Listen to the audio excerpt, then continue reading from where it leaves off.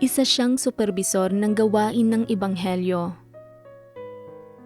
Nang malaman niya na may halalan para sa leader sa iglesia, hindi na siya mapakali sa pag-aasam. Kahit na superbisor ako ng gawain ng Ebanghelyo ngayon, iisa lang ang gampanin ng tungkuling ito at kakaunti lang ang nakakakilala sa akin. Pero iba kapag miyembro ka ng grupo ng mga tagapagpasya sa distrito. Pinangangasiwaan nila ang pangkalahatang gawain at mas maraming tao ang tumitingala at humahanga sa kanila. Kung ako ang mahahalal, tiyak na iisipin ng mga kapatid na hinahangad ko ang katotohanan. Sa hindi inaasahan, hindi siya nahalal at gumuho ang kanyang mga pagnanais. Sinimulan niyang ibunton ang kanyang pagkadismaya sa kanyang mga tungkulin. Dahil hindi naman pala mataas ang tingin ninyo sa akin, hayaan ninyong gawin ng maayos ng sino mang pinili ninyo ang tungkuling ito. Gusto kong makita kung gaano talaga niya kagaling na magagawa ang trabaho. Nanatili siyang matigas ang kalooban at hindi nagsisisi. At sumuko na siya sa kanyang sarili. At dahil doon, ibinukod siya para magnilay. Paulit-ulit kong tinatanong ang sarili ko. Maaari kayang maling tao talaga ako? Maaari kayang katapusan na ng paglalakbay ko sa pananalig? Pakiramdam ko ay wala akong kalalabasan at nagkaroon pa ako ng mga isiping bumalik na lang sa mundo. Sa kanyang pasakit at kawalan ng pag-asa, mga salita ng Diyos ang nagbukas sa kanyang matigas na kalooban at saradong puso.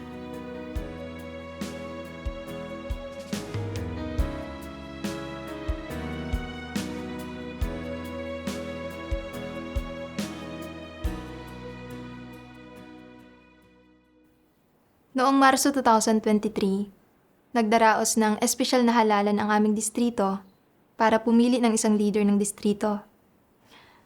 Naisip ko sa sarili ko, kahit na hindi pinakamaganda ang aking buhay pagpasok, palagi naman akong naging responsable sa gawain ng Ebanghelyo. Medyo malawak ang saklaw ng responsibilidad ko at nagbunga rin naman ng ilang resulta ang gawain. Sa halalang ito para sa leader ng distrito, dapat siguro na ako ang piliin ng mga kapatid, hindi ba? Kahit na superbisor ako ngayon ng gawain ng Ebanghelyo, trabahong may iisang gampanin lang ito at kakaunti lang ang nakakakilala sa akin. Pero iba na kapag leader ng distrito. Pinangangasiwaan nila ang pangkalahatang gawain at mas maraming tao ang tumitingala at humahanga sa kanila. Kung ako ang mapipili, tiyak na iisipin ng mga kapatid na hinahangad ko ang katotohanan at na hindi lang ako may kakayahang mga siwa sa gawain ng Ebanghelyo, kundi may kakayahan din na maging isang leader. Nang maisip ko ito, tuwang-tuwa ako. Noong mga araw na iyon, naging sobrang aktibo ako sa mga tungkulin ko.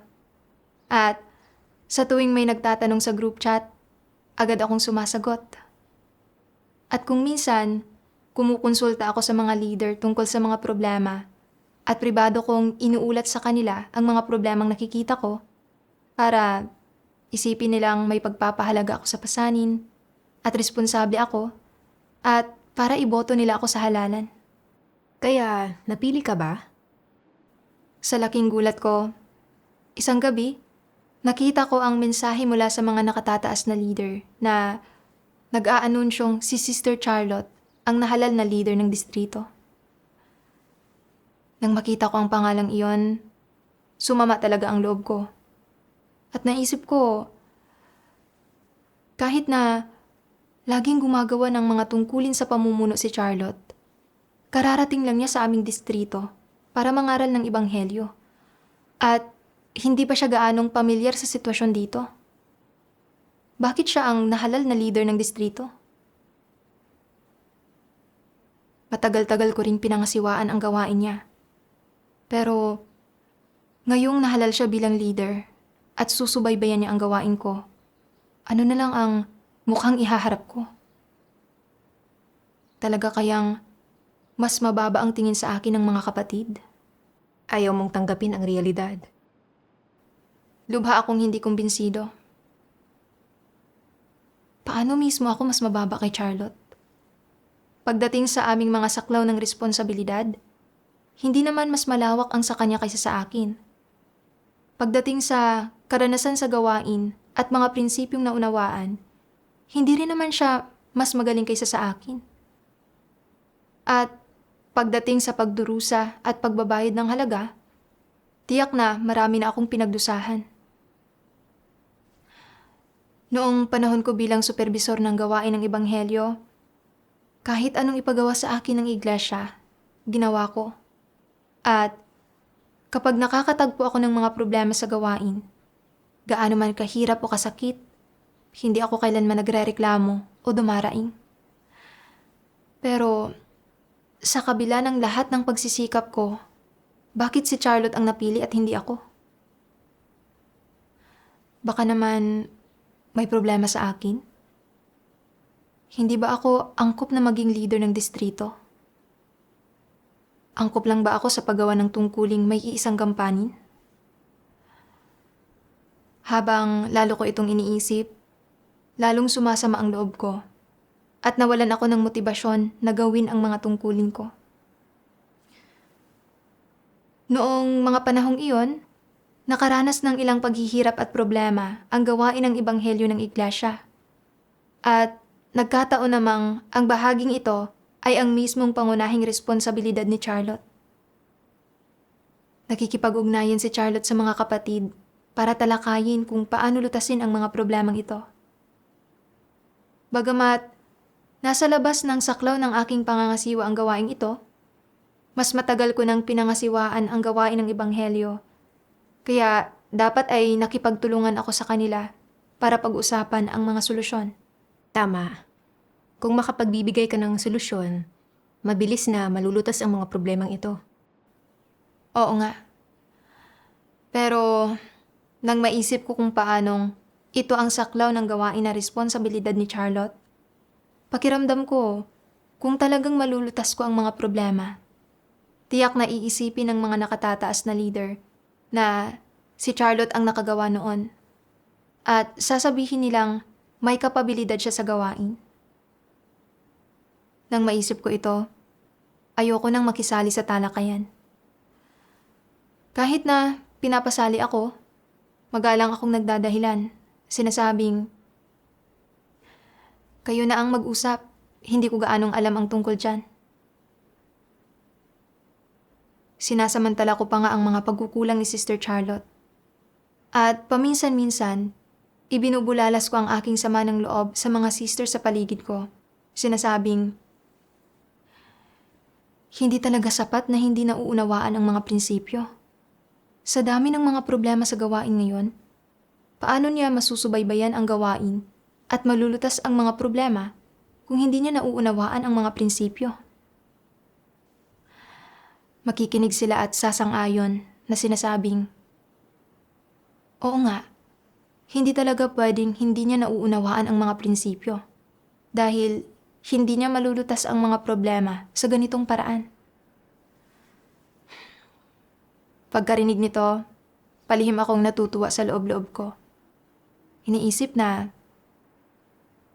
dahil mababa ang tingin ninyo sa akin, hayaan ninyong ang pinili ninyo ang gumawa ng gawain. Tingnan ko lang kung gaano niya talaga kagaling na magagawa ang trabaho.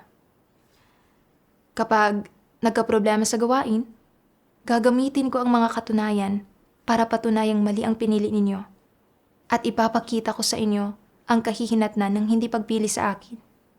Hindi ba't naghihintay ka lang na pagtawanan ang pagkabigo ng sister mo? Napaka mapanganib ng kalagayang ito. Ang totoo, noong panahong iyon, napuno ako ng kadiliman at pasakit. At kapag nakakakita ako ng mga problemang lumilitaw sa gawain, kung minsan ay nakokonsensya rin ako. Iniisip na dapat ay makipagtulungan ako kay Charlotte para malutas ang mga isyong ito sa lalong madaling panahon. Tama. Ilang beses kong gustong magpadala ng mensahe kay Charlotte. Pero kapag naiisip ko na hindi ako ang nahalal na leader ng distrito, hindi ko malunok ang aking pride. At iniuurong ko ang mga kamay ko mula sa keyboard. Nahihirapan ang puso ko, nagtatalo sa loob ko. Napakasakit nito.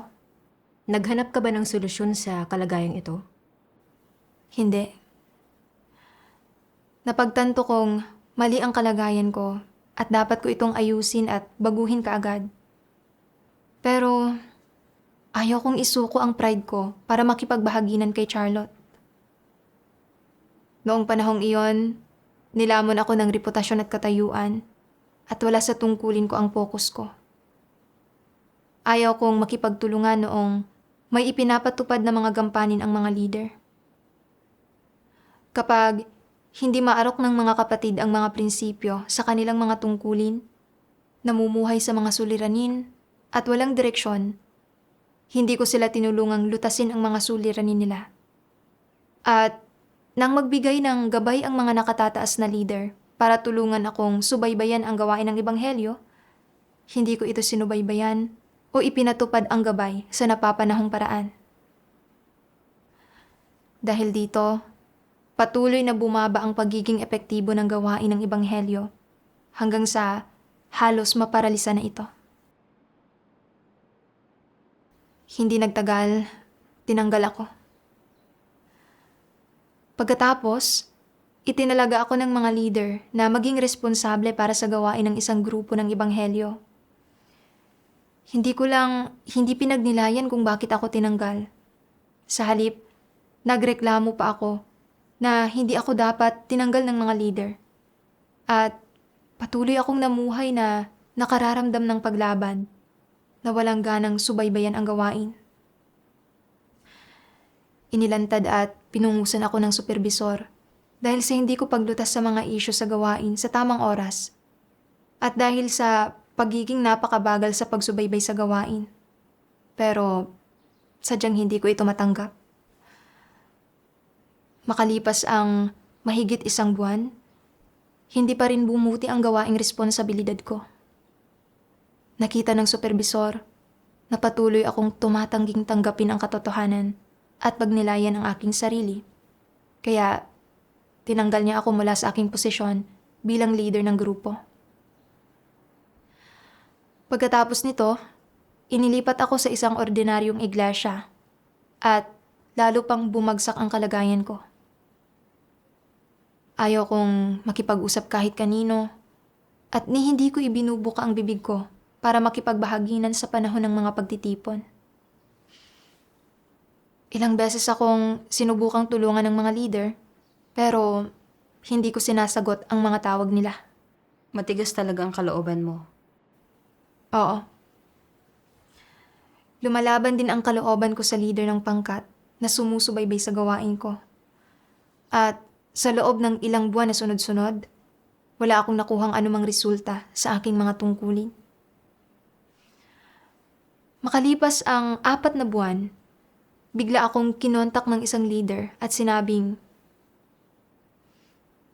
iniulat ng mga kapatid na pabaya ang saloobin mo sa iyong mga tungkulin, na wala kang natamong anumang tunay na resulta at na masama ang pagkatao mo. Mula nang matanggal ka, namumuhay ka na sa isang negatibo at lumalabang kalagayan.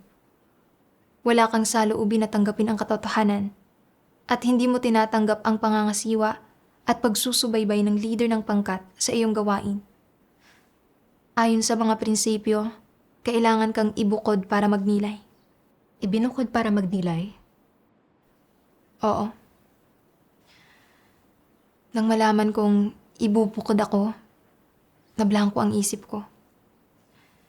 Hindi ko akalain na pagkatapos manampalataya sa Diyos sa loob ng napakaraming taon at tumalikod sa aking pamilya at propesyon alang-alang sa aking tungkulin, hahantong ito sa pagkakabukod sa akin. Noong mga araw na iyon, Madalas kong naiisip ang sinabi ng leader noong hinimay niya ako. Hindi ka isang taong tumatanggap sa katotohanan. Masama ang pagkatao mo at wala kang tunay na pagpapasakop. Paulit-ulit na tumatakbo sa isip ko ang mga salitang ito.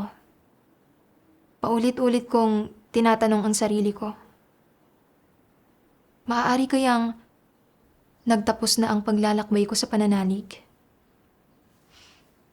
Pakiramdam ko ay hungkag ang puso ko at gusto kong umiyak pero walang luhang lumalabas. Pakiramdam ko ay walang magandang kinalabasan para sa akin at naisip ko pa ngang bumalik sa mundo. Kapag ginagamit ng Diyos ang mga kapatid para pungusan tayo, ipinapakita nito na hindi tayo inabandona ng Diyos at binibigyan pa niya tayo ng pagkakataong magsisi. Nang gusto ko na talagang umalis, nakonsensya ng husto ang puso ko. At naalala ko kung paanong dati akong nanumpa na hindi ko iiwan ang Diyos anuman ang mangyari. Napakaraming taon na akong nananampalataya sa Diyos. At napakarami ko ng kinain at ininom na salita ng Diyos at natamasang biyaya at mga pagpapala niya. Kaya kung aalis lang ako ng ganito, talagang wala akong konsensya. Pero nang maisip kong ibinukod na ako ng iglesia, naging labis akong negatibo at hindi ko alam kung ano ang gagawin. Noong mga panahong iyon, ayaw kong makakita ng kahit sino at ginugol ko ang mga araw ko sa pamumuhay na parang isang naglalakad na bangkay. Isang araw, biglang sumakit ng sobra ang ngipin ko at hindi tumalab ang anumang gamot na ininom ko. Sa gabi, umiiyak akong mag-isa sa ilalim ng kumot at puno ang puso ko ng di maipaliwanag na kalungkutan at kapanglawan. Gusto kong manalangin sa Diyos, pero hiyang-hiya akong humarap sa Kanya. Pakiramdam ko ay hindi ako isang taong ililigtas ng Diyos at hindi na ako karapat-dapat na manalangin sa Diyos.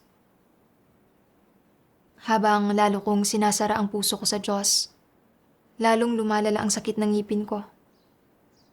Sumigaw ako sa puso ko. O Diyos, O Diyos. Lumuhod ako at nagdasal sa Diyos. O Diyos, sobrang sama ng pakiramdam ko.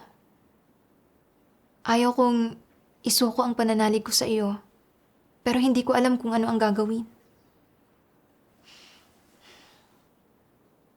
Pagkatapos manalangin, naalala ko ang mga siping ito ng mga salita ng Diyos. Sabi ng makapangyarihang Diyos, yamang nakatitiyak ka na ito ang tunay na daan. Kailangan mo itong sundan hanggang sa dulo. Kailangan mong panatilihin ang iyong katapatan sa Diyos. Anumang mga kamalian ang nagawa mo, anumang mga maling pagliko ang natahak mo, o gaano ka man sumalangsang, huwag hayaan ang mga ito na maging mga pasanin o dagdag na pabigat na dadalhin mo sa iyong paghahangad ng pagkilala sa Diyos. Ipagpatuloy mo ang paglalakad ng pasulong. Habang pinagninilayan ko ang mga salita ng Diyos, labis akong naantig. Naramdaman kong ginagabayan pa rin ako ng Diyos. Hinihikayat ako na huwag sumuko at na magpatuloy. At nakaramdam ako ng matinding lakas sa puso ko. Salamat sa Diyos. Sobrang mahal talaga tayo ng Diyos. Naalala ko tuloy ang mga salita ng Diyos. Kung may kaunti pang pag-asa, hindi susuko ang Diyos. Ito ang pagpaparaya at pagmamahal ng Diyos. Nang maisip ko ito, nakonsensya talaga ako. Naghangad ako ng reputasyon at katayuan, hindi lumakad sa tamang landas, at gumambala at gumulo sa gawain ng iglesia. Sa pag-uugali kong ito, makatwiran lang anuman ang gawin sa akin ng iglesia. Pero pagkatapos maibukod ginusto ko pang ang ipagkanulo ang Diyos. Napakatigas ng kalooban ko. Napakaraming taon na akong nananampalataya sa Diyos. Napakarami ko nang nakain at nainom ng mga salita niya. At alam kong ito ang tunay na daan. Kahit walang magandang kinalabasan, dapat akong sumunod sa Diyos hanggang sa huli. Oo nga. Nagdasal ako sa Diyos. O Diyos, nagkamali ako. At naging napakamapaghimagsik ko. Ako mismo ang may kasalanan, kaya umabot ako sa puntong ito. O Diyos, handa akong magnilay ng seryoso sa aking sarili at bumangon mula sa aking pagkakadapa. Pakiusap, bigyang liwanag at gabayan mo ako para maunawaan ko ang aking sarili. Amen. Noong mga araw na iyon, paulit-ulit akong tumatawag sa Diyos ng ganito. Sa isa sa aking mga devosyonal, nabasa ko ang mga salita ng Diyos at nagkamit ako ng kaunting pagkaunawa sa sarili ko. Sabi ng makapangyarihang Diyos, itinuturing ng mga antikristo na mas mahalaga ang sarili nilang katayuan at reputasyon kaysa sa ano pa mang bagay. Ang mga taong ito ay hindi lamang mapanlinlang, tuso at buktot, kundi lubos ding malulupit. Ano ang ginagawa nila kapag nadiskubre nilang nasa panganib ang kanilang katayuan o kapag nawala ang puwang nila sa puso ng mga tao? Kapag nawala ang pagtangkilik at pagmamahal ng mga taong ito? Kapag hindi na sila iginagalang at hindi na mataas ang tingin sa kanila ng mga tao at nahulog na sila sa kahiya-hiyang kalagayan? Bigla silang nagiging mapanlaban. Sa sandaling mawala sa kanila ang kanilang katayuan, ayaw na nilang gampanan ang anumang tungkulin. Nagiging pabasta-basta na lang sila sa lahat ng kanilang ginagawa at wala silang interes na gumawa ng kahit ano. Subalit hindi ito ang pinakamalalang pagpapamalas. Ano ang pinakamalalang pagpapamalas? Sa sandaling mawala ng katayuan ang mga taong ito at hindi na mataas ang tingin sa kanila ng sinuman at wala na silang mailihis na sinuman, lumalabas ang pagkamuhi, inggit at paghihiganti. Bukod sa wala silang may takot sa Diyos na puso, wala rin sila ni katiting na pagpapasakop. Bukod pa rito, sa kanilang puso, may tendensiya na kamuhian nila ang sambahayan ng Diyos, ang iglesia, at ang mga leader at manggagawa. Inaasam nilang magkaproblema at mahinto ang gawain ng iglesia. Gusto nilang pagtawanan ang iglesia at ang mga kapatid. Kinamumuhian din nila ang sinumang naghahangad sa katotohanan at natatakot sa Diyos. Binabatikos at kinukutya nila ang sinumang tapat sa kanyang tungkulin at handang magbayad ng halaga. Ito ang disposisyon ng mga antikristo. At hindi ba't malupit ito? Nang makita ko ang siping ito ng mga salita ng Diyos, labis na nabagabag ang puso ko. Pakiramdam ko, ang bawat pag-uugaling inilantad ng Diyos ay naglalarawan sa akin.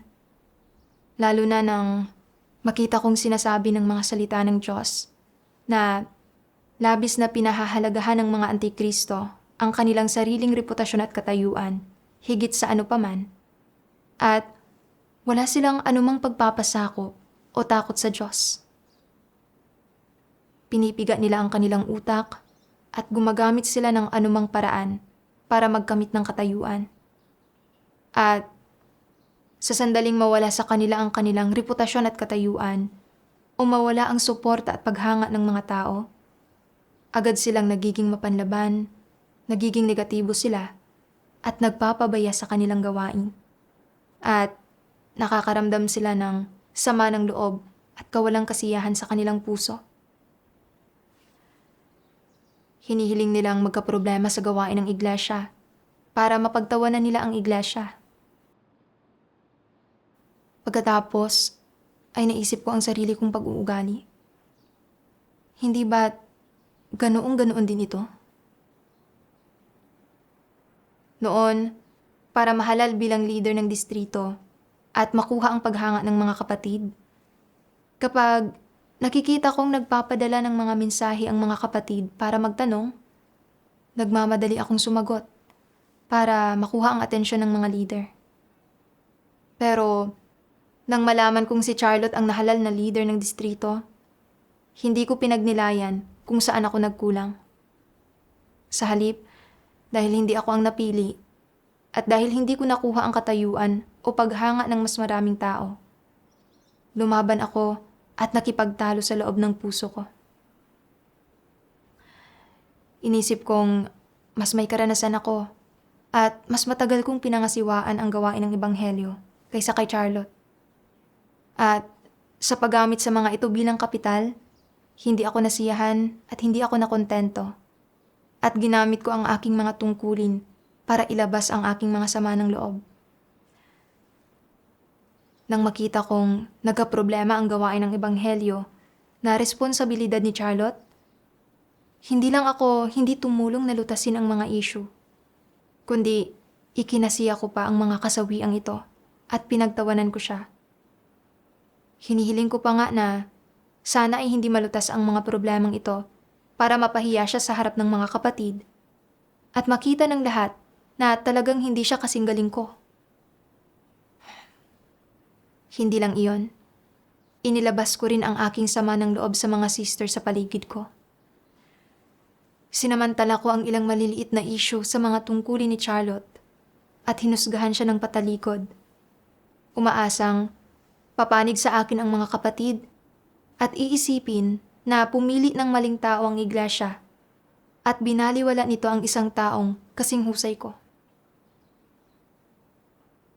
Pagkatapos akong matanggal, hindi ko lang hindi pinagnilayan o kinilala ang aking sarili, kundi patuloy pa rin akong lumaban at tumangging magpasakop.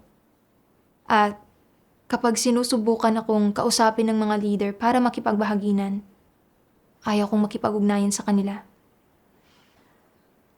Wala akong saloobin ng pagtanggap o paghahanap sa katotohanan kahit kaunti. Tama. Sa sandaling iyon, bigla kong napagtanto na ang hindi pagkahalal bilang leader ay isa palang protection para sa akin. Dahil malupit ang disposisyon ko at masyado akong nakatuon sa katayuan, nang hindi ako makakuha ng katayuan, naging maput ako, pinagtawanan ko ang iba, at hinusgahan at siniraan ko pa nga sila. Kung talagang nagkaroon ako ng katayuan, ang sino mang hindi nakinig sa akin, tiyak na sinupil at ibinukod ko siya at nakagawa ako ng mas malalaki pang kasamaan. Talagang naibunyag nito ang masiding layunin ng Diyos. Kung hindi isinaayos ng Diyos ang mga sitwasyong ito, hindi natin alam kung anong mga landas ang matatahak natin. Nang pagnilayan ko ito, saka ko lang napagtanto kung gaano kapanganib ang aking kalagayan. Pero ganap akong walang kamalay-malay at nanatili akong matigas ang kalooban at hindi sumusuko. Kung hindi dahil sa pagkakabukod sa akin, nanatili sana akong matigas ang ulo at hindi nagsisisi. Nagdasal ako sa Diyos. O Diyos, salamat sa iyong gabay. Ngayon ay may kaunti na akong pagkaunawa sa aking sarili at nakikita kong nakatayo ako sa gilid ng isang bangin. Ang hindi pagpapatalsik sa akin ay awa mo na at pagbibigay mo sa akin ng pagkakataong magsisi. O Diyos, handa akong tunay na magsisi. Pakiusap, gabayan mo ako na makilatis ang diwa at mga kahihinatnan ng paghahangad ng katayuan. Amen. Amen. Sa isa sa aking mga devosyonal, nabasa ko ang mga salita ng Diyos at nagkamit ako ng kaunting pagkaunawa sa aking kalikasang diwa. Sabi ng makapangyarihang Diyos, kumpara sa mga ordinaryong tao, mas matindi ang pagmamahal ng mga antikristo sa kanilang reputasyon at katayuan, at isa itong bagay na nakapaloob sa kanilang disposisyong diwa. Hindi ito isang pansamantalang interes o ang lumilipas na epekto ng kanilang paligid. Ito ay isang bagay na nasa kanilang buhay, nasa kanilang mga buto, kaya ito ay kanilang diwa. Masasabing sa lahat ng ginagawa ng mga antikristo, ang una nilang isinasaalang-alang ay ang kanilang sariling reputasyon at katayuan, wala nang iba pa. Para sa mga antikristo, ang reputasyon at katayuan ang kanilang buhay at ang layong hinahangad nila sa buong buhay nila.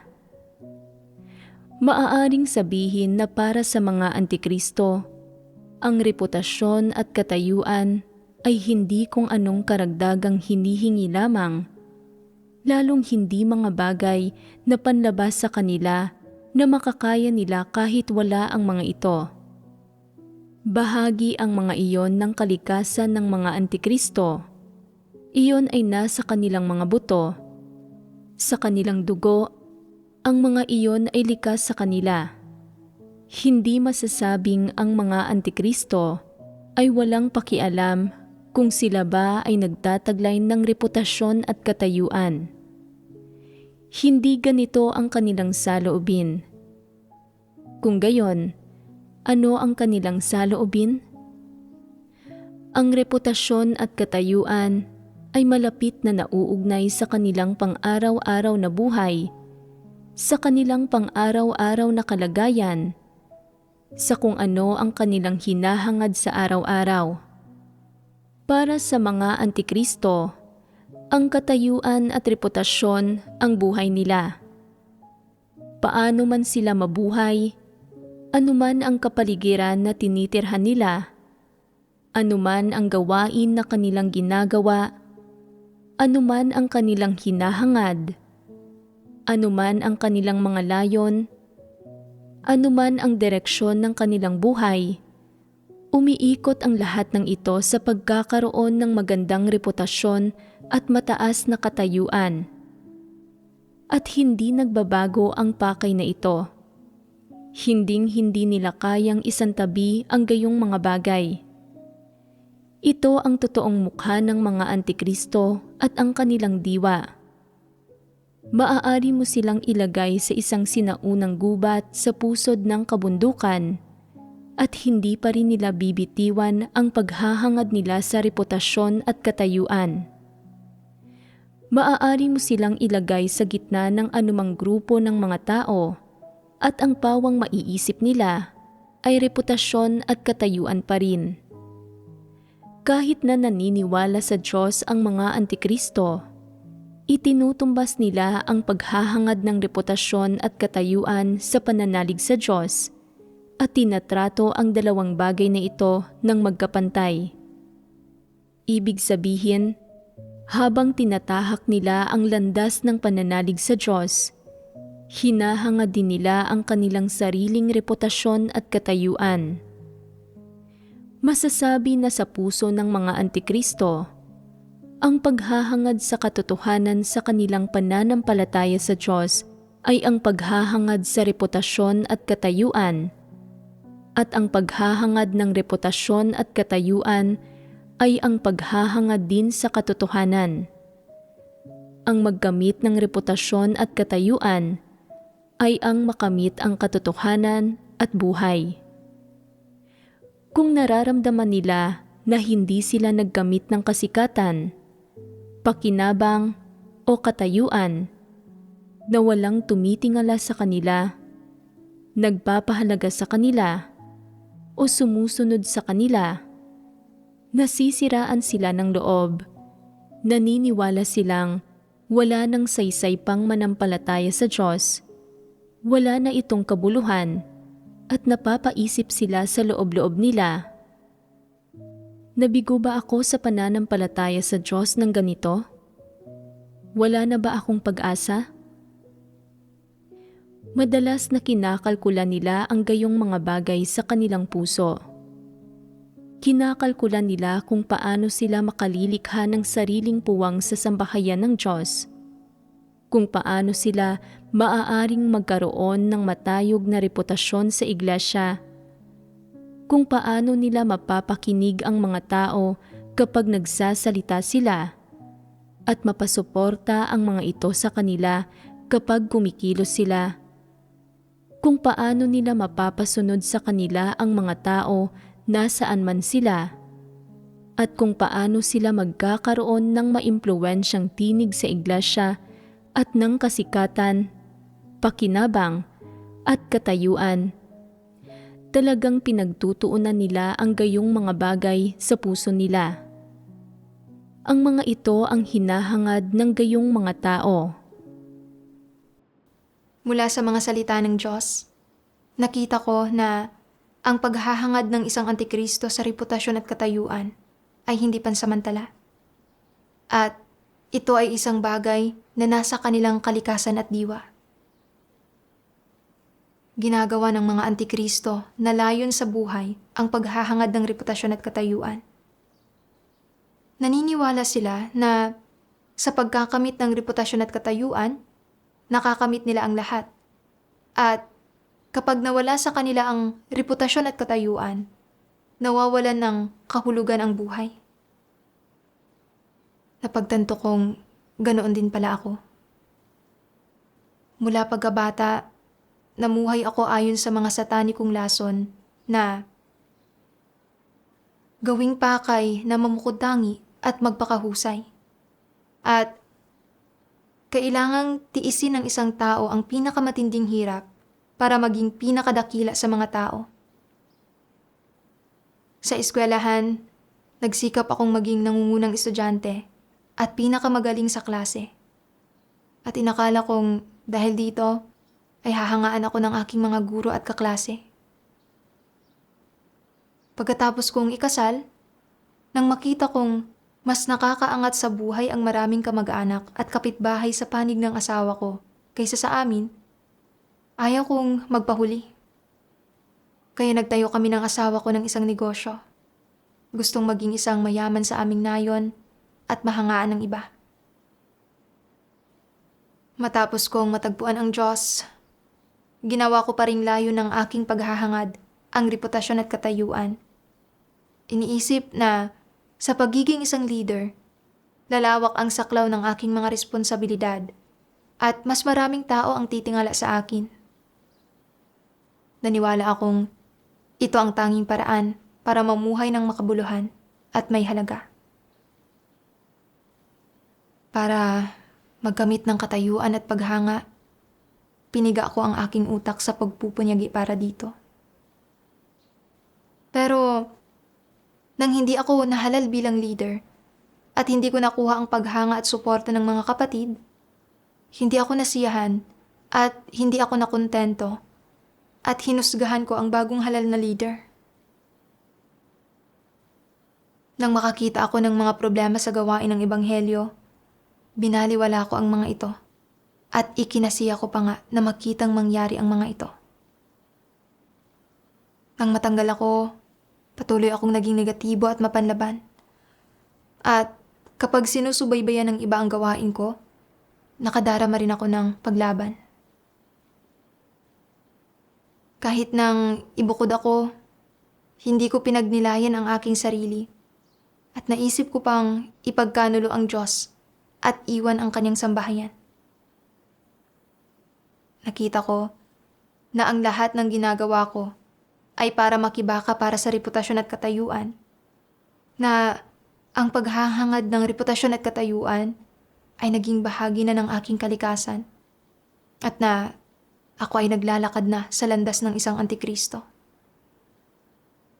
Sa sandaling iyon, naramdaman ko sa kaibuturan ko na labis talaga akong napinsala ng reputasyon at katayuan. Alang-alang sa reputasyon at katayuan, nawala ang aking pagkatao at katwiran. Nagdulot ako ng paggagambala sa gawain ng iglesia at pinsala sa mga taong nakapaligid sa akin. Ang paghahangad ko ng reputasyon at katayuan ay lalo lang nagpapalayo sa akin sa Diyos at naging dahilan para mas lalo akong mawala ng wangis ng tao.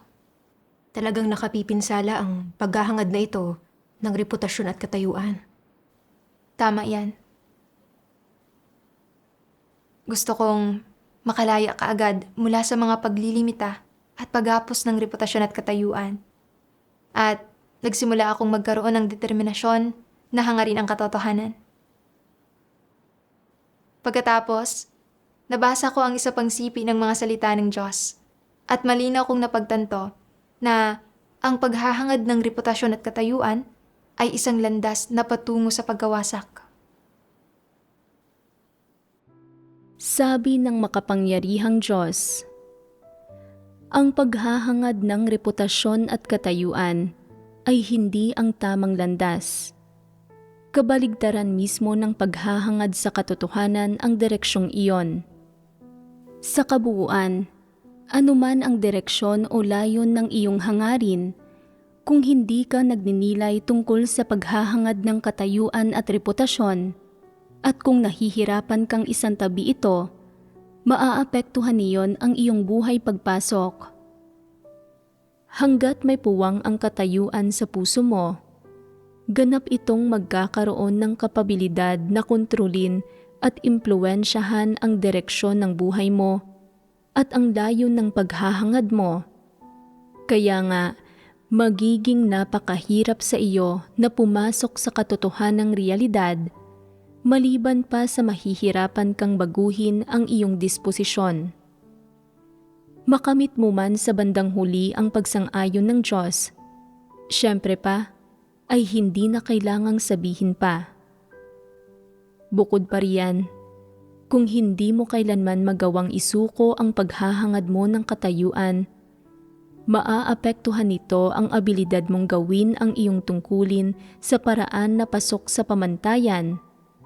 Kaya talagang mahihirapan kang maging isang nilikha na pasok sa pamantayan. Bakit ko sinasabi ito?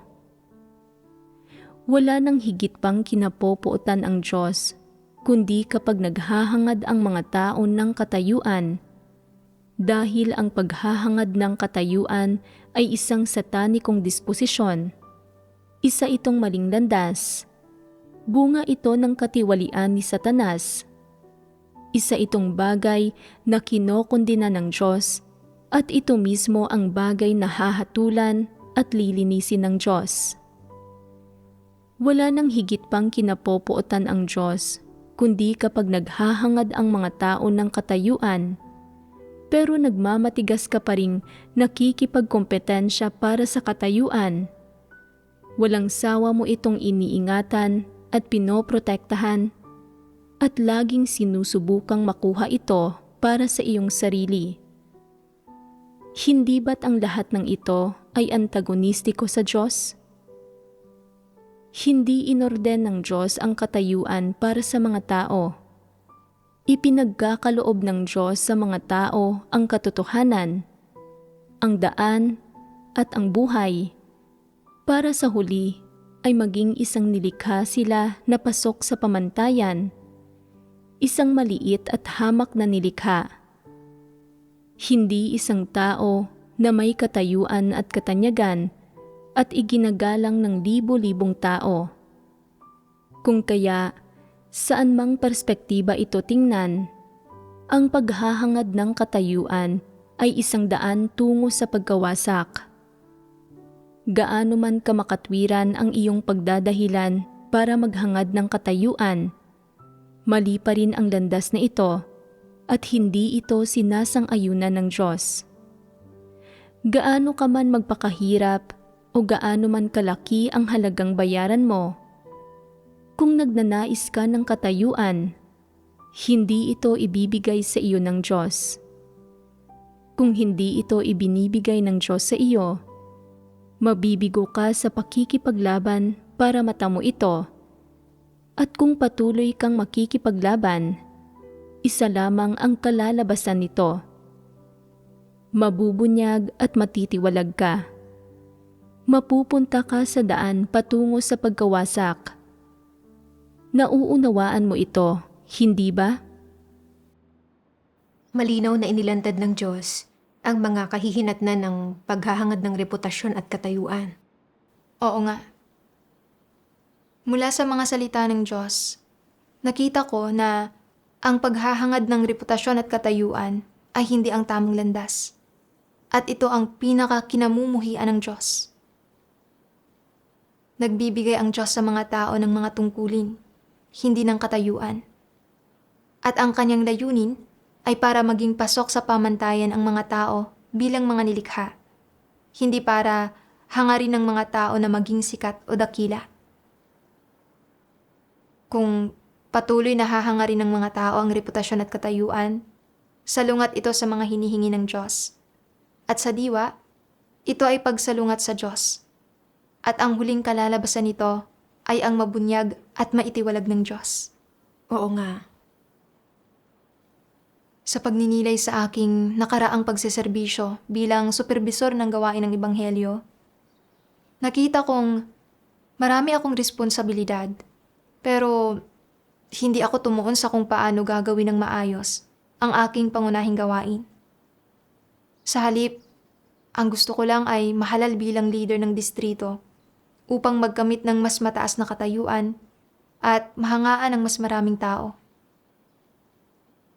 Nang hindi ako napili bilang isang leader ng distrito at hindi natugunan ang aking mga ambisyon at pagnanais, hindi ako nasiyahan at hindi ako nakontento at ibinuntun ko pa nga ang aking mga pagkadismaya sa gawain ng iglesia na naging dahilan para halos maparalisa ang gawain ng Ebanghelyo.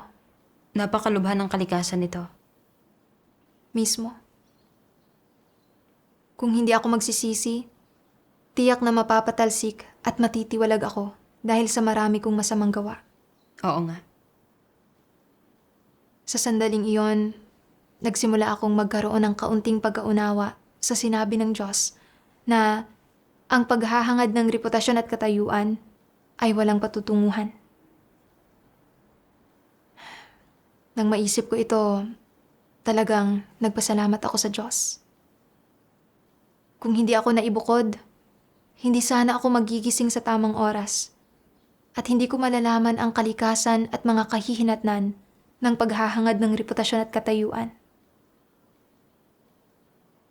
Ang hindi pagpapatalsik sa akin ng iglesia at ang pagbukod lamang sa akin ay awa na ng Diyos sa akin at kailangan kong magsisi kaagad. Tama. Isang araw, nabasa ko ang isang sipi ng mga salita ng Diyos at nalaman ko kung paano ko dapat ratuhin ang katotohanang hindi ako nahalal bilang leader ng distrito.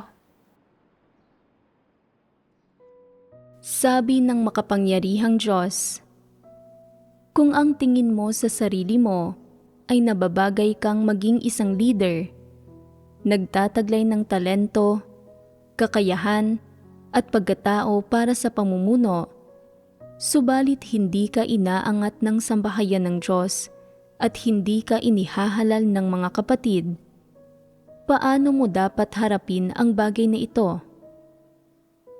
May landas ng pagsasagawa rito na maaari mong sundan. Dapat lubusan mong kilalanin ang iyong sarili. Tingnan mo kung ang talagang issue ay na may problema ka sa iyong pagkatao o na ang pagbubunyag ng kung anong aspekto ng iyong tiwaling disposisyon ay nakakarimarim sa mga tao. O kung hindi mo ba taglay ang katotohanang realidad at hindi ka kapani-paniwala sa iba, o kung hindi ba pasok sa pamantayan ang paggampan mo sa iyong tungkulin. Dapat mong pagnilayan ang lahat ng bagay na ito at tingnan kung saan ka mismo nagkukulang. Dapat mong hangarin ang buhay pagpasok, lutasin muna ang maluluho mong pagnanais, bukal sa loob na maging tagasunod, at tunay na magpasakop sa Diyos nang walang salita ng pagrereklamo sa kung anuman ang pinamamatnugutan o isinasaayos niya. Kapag taglay mo ang ganitong tayog, darating ang oportunidad mo. Isang mabuting bagay na nais mong humawak ng mabigat na pananagutan at na mayroon ka ng pasaning ito. Ipinapakita nito na mayroon kang maagap na puso na naghahangad na makausad at na gusto mong isaalang-alang ang mga layunin ng Diyos at sumunod sa kalooban ng Diyos. Hindi ito isang ambisyon, kundi isang tunay na pasanin. Responsibilidad ito ng mga naghahangad ng katotohanan at ang pakay ng kanilang paghahangad. Wala kang mga makasariling motibo at hindi ka naghahangad para sa sarili mong kapakanan, kundi para magpatotoo sa Diyos at mapalugod siya. Ito ang pinaka-pinagpapala ng Diyos at gagawa siya ng mga angkop na pagsasaayos para sa iyo. Ang layunin ng Diyos ay ang magkamit pa ng mas maraming tao na maaaring magpatotoo sa Kanya. Ito ay para gawing perpekto ang lahat ng nagmamahal sa Kanya at para gawing ganap ang isang grupo ng mga taong kaisa niya sa puso at isip sa lalong madaling panahon. Sa makatuwid, sa sambahayan ng Diyos, may magagandang kinabukasan ang lahat ng naghahangad sa katotohanan at ang kinabukasan ng mga taus-pusong nagmamahal sa Diyos ay walang limitasyon. Dapat maunawaan ng lahat ang layunin ng Diyos. Isang positibong bagay talaga ang magkaroon ng pasaning ito, at ito ay isang bagay na dapat taglayin ng mga may konsensya at katwiran. Pero hindi ibig sabihin na ang lahat ay magagawang humawak ng mabigat na pananagutan. Saan ito nagkakaiba? Anuman ang iyong mga kalakasan o kakayahan, at gaano man kataas ang iyong IQ, ang pinakamahalaga ay ang iyong paghahangad at ang landas na tinatahak mo. Habang pinagninilayan ko ang mga salita ng Diyos, napagtanto ko na ang paghalal ng iglesia ng mga leader ay batay sa mga prinsipyo. Oo nga. Bilang isang leader, dapat magkaroon ng pagkatao ang isang tao. May kakayahan na magbahagi tungkol sa katotohanan para lutasin ang mga problema. May tiyak na mga kapabilidad sa gawain at naghahangad sa katotohanan. Kung hindi hinahangad ng isang tao ang katotohanan at mali ang landas na kanyang tinatahak, kahit na maging leader siya, hindi siya magtatagal. Tama. Ang isang leader na hindi naghahangad ng katotohanan ay hindi kayang akayin ang mga kapatid na pumasok sa mga katotohanang realidad. At kahit mapili pa sila, ipapahamak lang nila ang lahat. Pero hinusgahan ko kung pwede bang maging leader ang isang tao, batay lamang sa saklaw ng mga tungkuling hawak niya. Kung gaano karaming pagdurusa ang tiniis niya, at sa haba ng oras na nagsanay siya. Ang mga pamantayan ko ay ganap na hindi naaayon sa mga salita ng Diyos. Oo nga.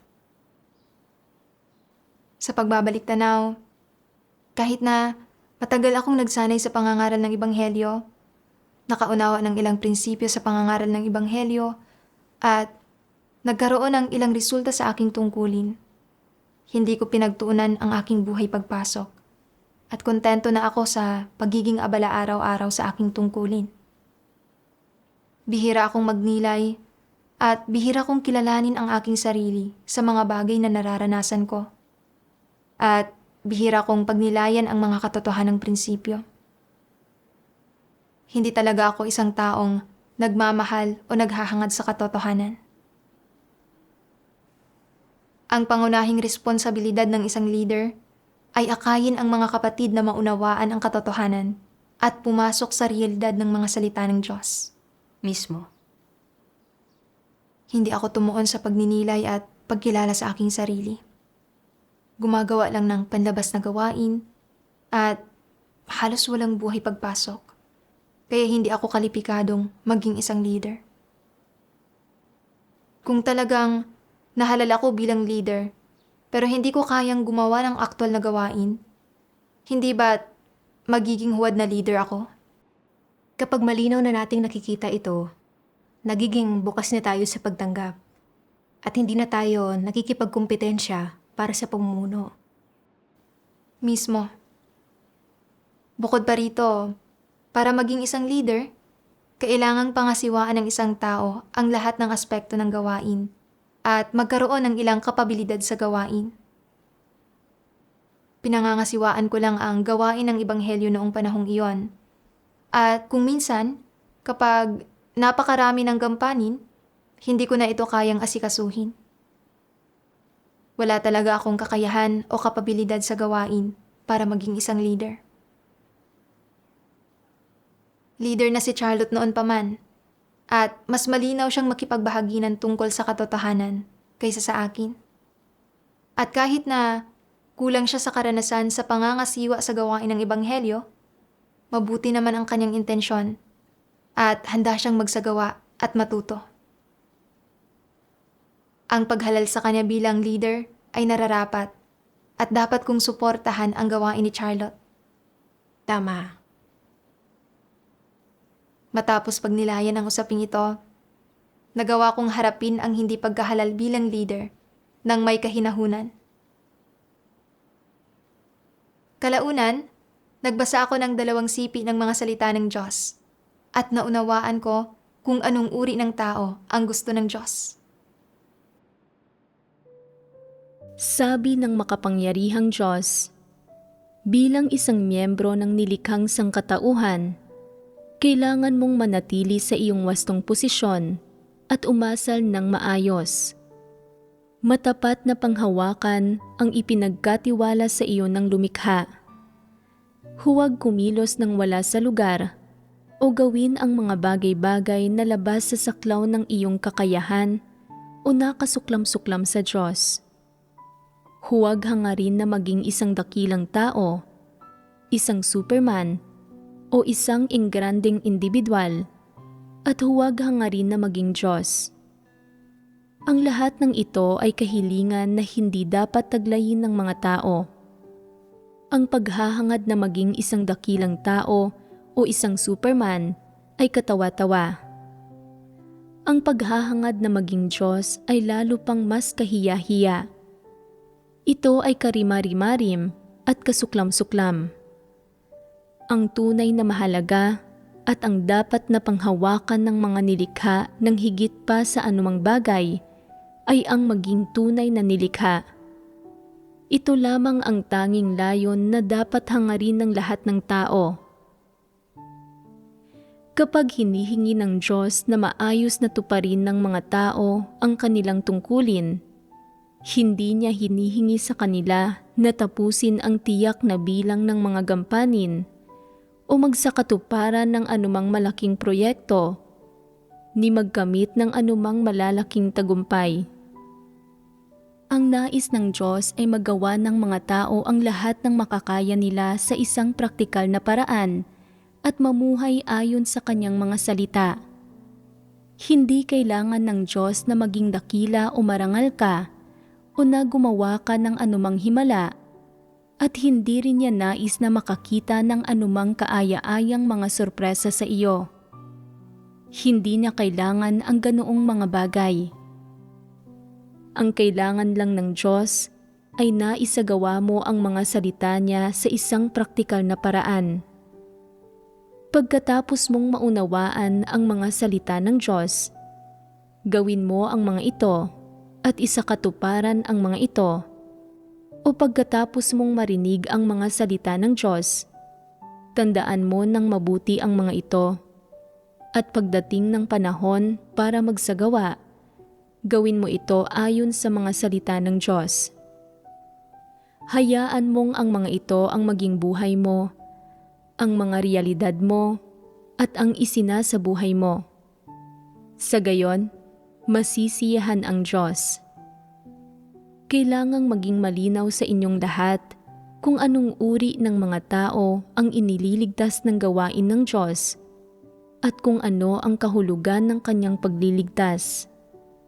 Hinihingi ng Diyos sa mga tao na lumapit sa harapan niya, makinig sa mga salita niya, tanggapin ang katotohanan, iwaksi ang kanilang tiwaling disposisyon at magsagawa ayon sa sinasabi at inaatas ng Diyos. Ang ibig sabihin nito ay ang mamuhay ayon sa kanyang mga salita sa halip na sa mga kuro-kuro at imahinasyon nila at mga satanikong pilosopiya o ang maghangad ng kaligayahan ng tao. Sino mang hindi nakikinig sa mga salita ng Diyos o hindi tumatanggap sa katotohanan, subalit namumuhay pa rin ng walang pagsisisi ayon sa mga pilosopiya ni Satanas at ng may satanikong disposisyon. Kung gayon, ang ganitong uri ng tao ay hindi maliligtas ng Diyos. Siyempre, sumusunod ka sa Diyos dahil hinirang ka ng Diyos. Pero ano ang kahulugan ng pagkakahirang sa iyo ng Diyos?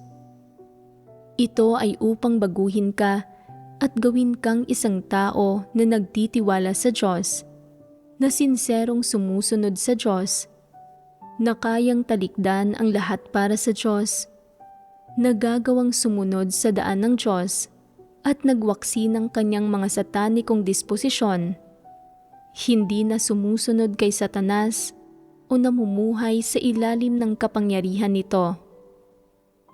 Kung sumusunod ka sa Diyos at gumaganap ka ng tungkulin sa kanyang sambahayan, subalit nilalabag mo ang katotohanan sa lahat ng aspekto at hindi ka nagsasagawa o dumaranas ayon sa kanyang mga salita, at marahil ay nilalabanan mo pa siya, matatanggap ka kaya ng Diyos?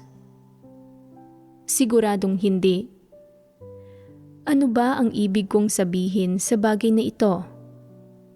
Hindi talaga mahirap ang gampanan ang iyong tungkulin, at hindi rin ito mahirap gawin ng may debosyon at ng pasok sa pamantayan. Hindi mo kailangang isakripisyo ang iyong buhay o gumawa ng anumang natatangi o mahirap.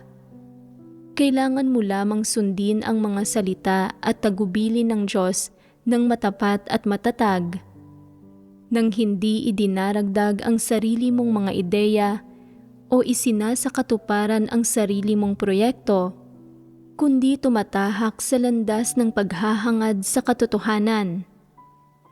Kung magagawa ito ng mga tao, halos magkakaroon sila ng wangis ng tao. Kapag mayroon silang tunay na pagpapasakop sa Diyos at naging matapat na tao, tataglayin nila ang wangis ng isang tunay na tao. Pagkatapos basahin ang mga salita ng Diyos, pakiramdam ko ay talagang nabigyan ako ng kaliwanagan. Hindi mataas ang mga hiningi ng Diyos sa mga tao. Umaasa lang siya na matapat na makapagsasagawa ang mga tao ayon sa kanyang mga salita. Sapat na iyon. Oo nga. Hinihingi sa atin ng Diyos na umasal tayo ng praktikal, na lumugar ng tama bilang isang nilikha at panghawakan natin ang ating mga tungkulin. Ito ang mga layong dapat nating hangarin, at ito ang wangis na dapat taglayin ng isang tunay na tao. Oo nga. Kung hindi kailanman hahangarin ng isang tao ang katotohanan at hindi ito kailanman tatanggapin, gaano man kataas ang kanyang maging katayuan o katanyagan, sa mga mata ng Diyos, siya ay mababa at walang halaga at hindi niya matatanggap ang pagsang-ayon ng Diyos. Tama. Naisip ko kung paanong dati akong may malawak na saklaw ng responsibilidad. Ngunit, hinangad ko lamang ang reputasyon at katayuan at hindi ko hinangad ang katotohanan. Nang hindi ako mahalal bilang leader ng distrito, ginamit ko ang gawain para ilabas ang aking mga pagkadismaya. At hindi ko namamalayan, nauwi ako sa paglakad sa landas ng paglaban sa Diyos. At tinanggal ako dahil sa paggambala at panggugulo sa gawain ng iglesia at sa mapagmatigas na pagtangging magsisi. Naisip ko rin kung paanong naging leader at may mataas na katayuan ang ilang antikristo. Ngunit, hinangad nila ang reputasyon at katayuan. Ginawa ang kanilang mga tungkulin nang hindi hinahanap ang mga prinsipyo at lubusang tumangging tanggapin ang pagpupungos. Sa huli, dahil sa kanilang maraming masamang gawa, sila ay pinatalsik at itiniwalag ng iglesia. Tama. Ang sambahayan ng Diyos ay pinaghaharian ng katotohanan. At gaano man kataas ang katayuan ng isang tao, walang silbi iyon kung hindi niya hinahangad ang katotohanan. Oo nga. Mula sa mga katunayang ito, nakita ko ang pagiging matuwid ng Diyos. Gaano man kataas ang katayuan ng isang tao, o gaano man karaming tao ang humahanga sa Kanya, kung hindi niya hinahangad ang katotohanan, sa huli ay matitiwalag siya. Kung ang isang tao ay may katayuan, o kung hinahangaan siya ng mga tao, ay hindi mahalaga. Dahil hindi matutulungan ng reputasyon at katayuan ang isang tao na maunawaan ang katotohanan at maligtas. Sinusukat at tinutukoy ng Diyos ang kinalabasan ng isang tao batay sa kung makakamit ba niya sa huli ang katotohanan. Hindi batay sa kung gaano kataas ang kanyang katayuan. Mismo. Kung nananampalataya ako sa Diyos para lamang hangarin ang paghanga ng iba at hindi ko hinangad ang katotohanan o pinagtuunan ang paghahanap sa katotohanan upang matugunan ang mga layunin ng Diyos sa mga bagay na nakaharap ko, kung gayon, kahit manampalataya ako hanggang sa wakas, hindi ko mauunawaan o makakamit ang katotohanan at matitiwalag pa rin ako. Oo nga. Tanging ang mga naghahangad sa katotohanan, tumutupad sa kanilang mga tungkulin at nagpapasakop sa mga pamamatnugot at pagsasaayos ng Diyos, ang mahalaga sa mga mata ng Diyos. Sa sambahayan ng Diyos, makatwirang tinutukoy ng iglesia kung anong mga tungkulin ang angkop sa bawat tao at itatalaga sila ng naaayon, batay sa mga pangangailangan ng gawain at sa kanilang mga kalakasan at kakayahan. Dapat akong magpasakop sa kataas-taasang kapangyarihan ng Diyos, manatili sa aking tamang posisyon, at gawin ang lahat ng aking makakaya sa kasalukuyan kong tungkulin. Kahit na ako ang pinakamababa sa lahat sa isang sulok, dapat pa rin akong manatili sa aking tungkulin. Amen. Matapos magkamit ng pagkaunawang ito, mas naging panatag at malaya ang pakiramdam ko. Kaya, nanalangin ako sa Diyos. O Diyos, handa akong magpasakop sa iyong mga pamamatnugot at pagsasaayos. Hahangaan man ako ng sino man o hindi, anuman ang katayuan ko sa iba. Kahit na hindi kapansin-pansin ang tungkulin ko, tutuparin ko ang aking tungkulin at gagawin ko ang anumang kaya kong gawin. Amen. Madalas akong manalangin ng ganito at unti-unti, nabawasan ang dati kong mga damdamin na negatibo, pasibo at lumalaban at unti-unting bumuti ang mga resulta ng aking mga tungkulin. Salamat sa Diyos. Napakahalaga talaga ng paggawa ng tungkulin nang may tamang mga layunin. Tama yan. Hindi nagtagal, nagsagawa ang aming iglesia ng isang espesyal na halalan para sa isang leader at isang sister na minsan kong pinangasiwaan ang nahalal.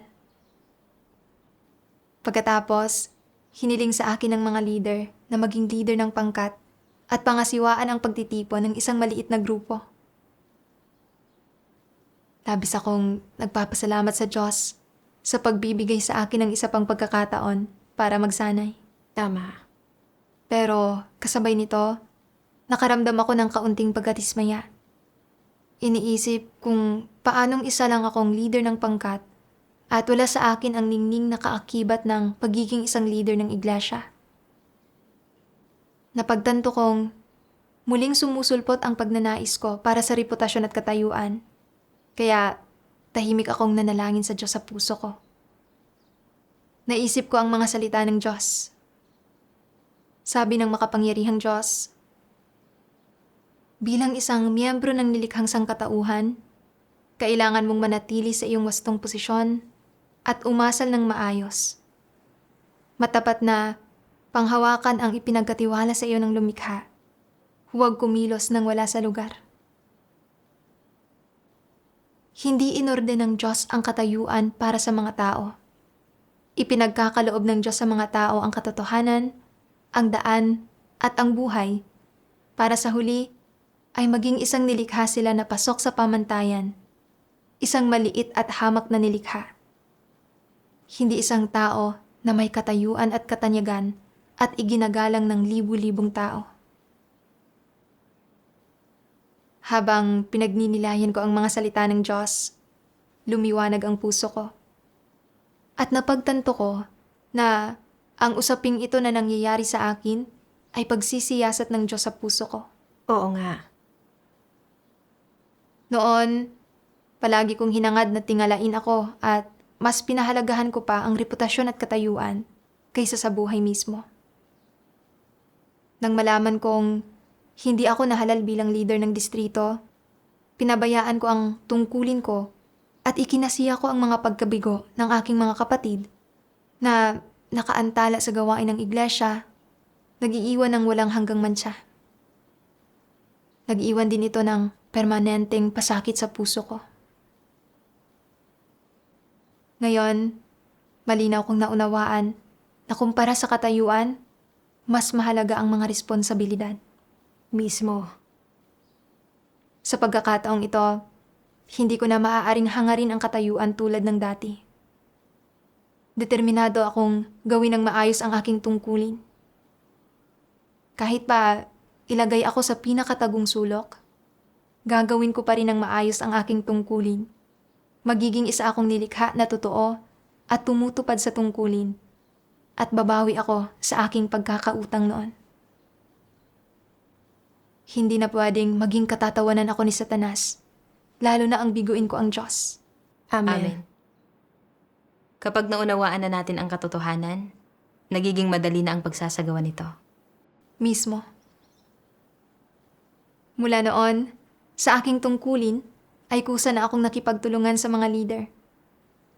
Nagtanong ako kung anong mga problema sa grupo ang nangangailangan ng tulong ko para malutas. At kung minsan, kapag hinihiling sa akin ng mga leader na alamin ang kalagayan ng mga kapatid, maagap ko itong ginagawa. Napanatag ako sa pagsasagawa sa ganitong paraan. Salamat sa Diyos. Kalaunan, unti-unti kong nabalitaan na iniaangat ang ilang kapatid sa paligid ko. Na ang ilan ay mga individual pa ngang may gawain na dati kong pinangasiwaan.